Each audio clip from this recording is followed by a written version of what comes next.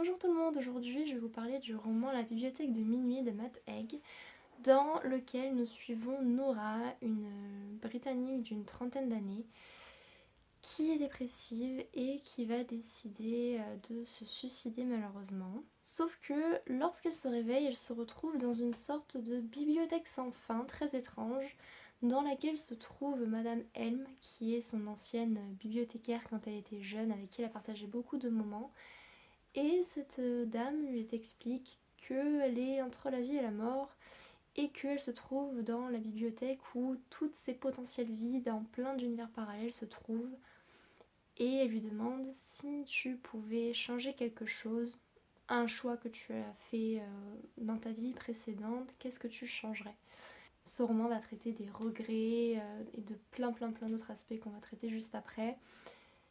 Mais vraiment petit warning, si vous êtes très sensible à des sujets comme la dépression ou le suicide, peut-être que ce n'est pas fait pour vous parce qu'honnêtement le début est très dur. D'ailleurs ce roman, j'avais commencé à le lire il y a un an et j'avais arrêté au bout de la page 40 ou 50 parce que je ne pouvais pas continuer, c'était trop dur pour moi et ça me déprimait beaucoup trop, c'était pas le bon moment. Là, je l'ai fait dans un moment où j'étais de bonne humeur. Ça ne m'a pas déprimée, heureusement, mais j'ai réussi à lire jusqu'au bout ce roman-là et je ne regrette pas parce que ça valait le coup. On va commencer avec la partie sans spoiler. Donc, ce roman, je l'ai beaucoup aimé, surtout le début, parce que même si le narrateur est à la troisième personne, on a un narrateur qui est même omniscient et qui donc arrive à nous partager les émotions de Nora et donc on est vraiment dans son esprit et on comprend en fait sa détresse puisque bah voilà elle a tout perdu mais ça je vais pas non plus rentrer dans les détails par rapport au spoil mais vraiment c'est une femme qui n'en peut plus et de toute façon dès le départ du roman on nous dit 19 ans avant que Nora décide de mettre fin à ses jours, c'est quelque chose comme ça le début, enfin vraiment c'est cash. Mais j'ai beaucoup aimé parce que ce roman en fait est très philosophique. L'auteur d'ailleurs lui-même a une culture très dense et nous partage plein de références à travers Nora qui elle-même donc a fait des études de philosophie. Et donc on a plein de citations de philosophes, beaucoup de réflexions qui sont petit à petit menées au sein du roman. Et j'ai adoré ça parce que à la fois donc on a une culture qui nous est partagée mais en plus de ça on a des réflexions qui donc nous sont proposées et qui nous-mêmes nous font réfléchir. Enfin personnellement, il y a plein d'éléments sur lesquels moi-même j'ai réfléchi et surtout en fait ce roman-là permet je trouve de relativiser énormément et de revoir un peu notre définition par exemple du bonheur. Qu'est-ce qui nous rend heureux, qu'est-ce qui nous rend malheureux, de quoi a-t-on réellement besoin. Et donc j'ai adoré parce que ce roman en fait nous propose pour le coup un personnage très authentique avec des thématiques ou des problématiques communes. Par exemple, Nora, c'est pas un gros spoiler donc ça va, je peux vous le dire, euh, ne veut pas être mère. Ça l'angoisse. Et pourquoi? Parce qu'en fait, elle a peur de reproduire les erreurs de sa mère, en fait, d'être comme sa mère a été avec elle. Il y a plein de questionnements comme ça sur la maternité ou sur d'autres problématiques, mais de manière plus générale, vraiment, ce qui m'a vraiment énormément intéressée, c'était voilà, ce questionnement de dans le fond, qu'est-ce qui rend heureux? Est-ce que avoir un métier qui rapporte beaucoup d'argent, ça suffit ou pas? Non. Pourquoi? Ok. Qu'est-ce qu'un humain a besoin réellement ou pas? Enfin, tout ça, c'était super intéressant et surtout, j'ai beaucoup aimé comment on voit Nora petit à petit progresser dans sa réflexion. Il y a des éléments après qui m'ont dérangé, par exemple la fin, dont je parlerai plutôt d'un partie spoilers pour pas trop gâcher la lecture de certains. Mais il y a aussi toute une partie dans le roman que j'ai trouvé beaucoup trop longue, ça aussi j'en parlerai après. Mais sinon, de manière générale, il n'y a rien qui m'a dérangé. Vraiment, c'était une très bonne lecture, très fluide et surtout très réflexive. Il y a tout le temps des questionnements, tout le temps on s'interroge sur qu'est-ce qui rend heureux. Pareil, les regrets, qu'est-ce qu'un regret? Est-ce que il n'y a pas une gradation des regrets? Est-ce que en fait juste un choix pourrait pas tout changer? Enfin, vraiment, ce roman en fait apporte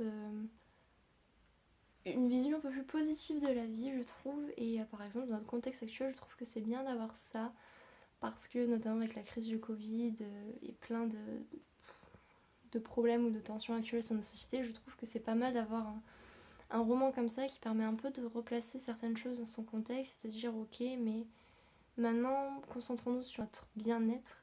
Quoi ai-je donc besoin réellement? Un peu de se recentrer sur soi, mais aussi en se recentrant sur soi, ensuite de mieux se connecter avec le monde extérieur et de réussir à mener une vie plus épanouie. Maintenant, on va passer à la partie spoilers et on va parler de ce qui m'a dérangé. Il y a tout d'abord tout un passage du roman où en fait on suit Nora qui donc teste différentes vies qu'elle aurait pu mener. Et autant toute une partie du début était très bien, vraiment c'était très intéressant parce qu'on voyait ses réflexions où elle disait mais ouais en fait là j'ai une carrière oufissime mais en fait je suis pas heureuse, c'est nul, c'est pas ce que je veux dans le fond. Et puis petit à petit surtout on voit qu'elle reprend goût à la vie et qu'elle se dit mais en fait je veux vivre, je veux vivre quelque chose de bien, je veux être bien dans ma vie. Et donc j'ai envie d'avoir une seconde chance. Mais ce qui m'a dérangée, c'est qu'à partir d'un certain moment, il n'y a plus forcément trop de réflexion ou d'avancement, de progression dans l'état d'esprit de Nora. Et donc juste on la suit dans plein de différentes vies. Alors ça peut paraître divertissant pour certaines personnes, mais moi ça m'a pas forcément... Enfin ça n'a pas forcément eu cet effet-là chez moi. Et donc je me suis plus ennuyée qu'autre chose. Et je me suis dit là on aurait pu enlever tous ces passages-là et juste avancer quoi. Pareil, il y a des passages parfois, c'est pas que je trouvais ça un peu pompeux, mais je trouvais que c'était un peu trop où l'auteur vraiment, il nous faisait tout un paragraphe entier en mode ah la révélation, mais en fait c'est ça, et puis voilà, la vérité c'est que nanana. Et enfin, c'est bien, mais ça aurait pu être dit en 2 lignes plutôt que 10 lignes. Enfin, c'est que parfois c'est un peu trop, l'auteur je trouve fait un peu trop dans ah regardez comme j'écris bien, les phrases que je fais, tout ça. Enfin, c'était un peu mon ressenti. Cela dit, oui, l'auteur écrit très bien, mais c'est juste parfois je me suis dit, bon là, tu tournes en rond en fait, surtout ça, tu tournes en rond parce que tu dis la même chose pendant 10 lignes, t'aurais pu faire un peu plus court, mais bon. Le dernier point qui m'a dérangée, c'était la fin, parce que donc, quand Nora se suicide, elle est seule, elle est isolée, son frère ne lui parle plus, sa meilleure amie ne lui parle quasiment plus du tout, son chat est mort, elle n'a plus de boulot, elle n'a pas d'amis. Elle a annulé son mariage au dernier moment, elle a pris un peu la fuite on va dire et elle a quitté donc son compagnon, enfin elle est vraiment seule. Quand elle revient à la vie, d'un seul coup elle se retrouve entourée, c'est-à-dire que donc bon son frère ça je peux comprendre puisqu'il a reçu des appels etc. Donc forcément quand on apprend que l'un de ses proches quand même si on lui parle plus se retrouve à l'hôpital, bon, quand on a un minimum quand même un cœur, bon on se déplace, on s'inquiète, on va voir la personne. Mais c'est que là, d'un seul coup, quasiment tout le monde revient vers elle, même sa meilleure amie, tout le monde est là en mode ah, faut qu'on fasse ci, faut qu'on fasse ça, oh, je t'aime, et nanana. Et d'un seul coup, en fait, tout est positif. Et c'est juste ça que j'ai trouvé un peu trop exagéré et un peu trop beau pour être vrai.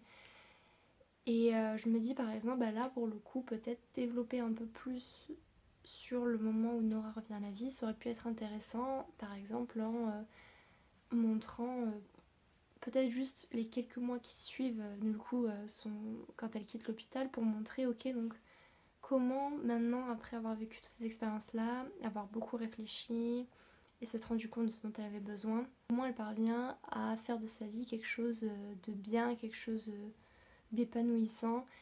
Et est-ce que c'est aussi facile que ça ou est-ce qu'il n'y a pas quand même des rechutes parfois ou autre. Et là en fait non, c'est juste elle revient et il n'y a que du positif qui lui arrive dessus et il n'y a que ça et du coup bon tout est parfait.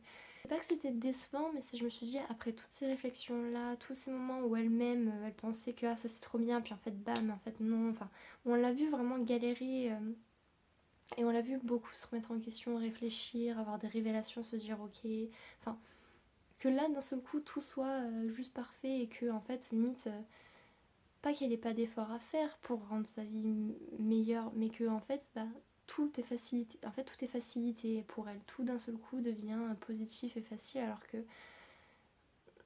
c'est pas forcément ce serait pas forcément le cas si c'était un vrai cas de la vraie vie, quelqu'un qui a fait une tentative de suicide et qui revient. Bon après bien sûr quelqu'un qui fait une tentative de suicide ne va pas forcément se retrouver dans une bibliothèque à vivre pendant un certain temps des vies parallèles bien sûr, mais j'ai trouvé ça un peu trop facile on va dire et un peu trop limite réducteur. Enfin, j'ai trouvé que ça gâchait un peu toutes les réflexions qu'il y avait eu dans le roman. Je me dis, si par exemple elle avait pas eu autant de monde autour d'elle en revenant à la vie, bah peut-être qu'on aurait pu mieux voir comment tout ce qu'elle a vécu pendant ce laps de temps entre la vie et la mort, comment toutes ces réflexions-là, elle essaye maintenant de les garder en tête, de les appliquer et d'essayer donc de construire une vie un peu meilleure. C'est juste ça que je regrette. C'est donc tout pour cette vidéo, j'espère qu'elle vous aura plu. Si vous l'avez lu ce roman, dites-moi en commentaire s'il y a certains passages aussi qui vous ont dérangé ou si pas du tout, vous n'êtes pas d'accord avec moi. Pour vous, par exemple cette fin là c'était la meilleure fin qu'on pouvait avoir. On se retrouve bientôt pour une prochaine vidéo, sur ce portez-vous bien.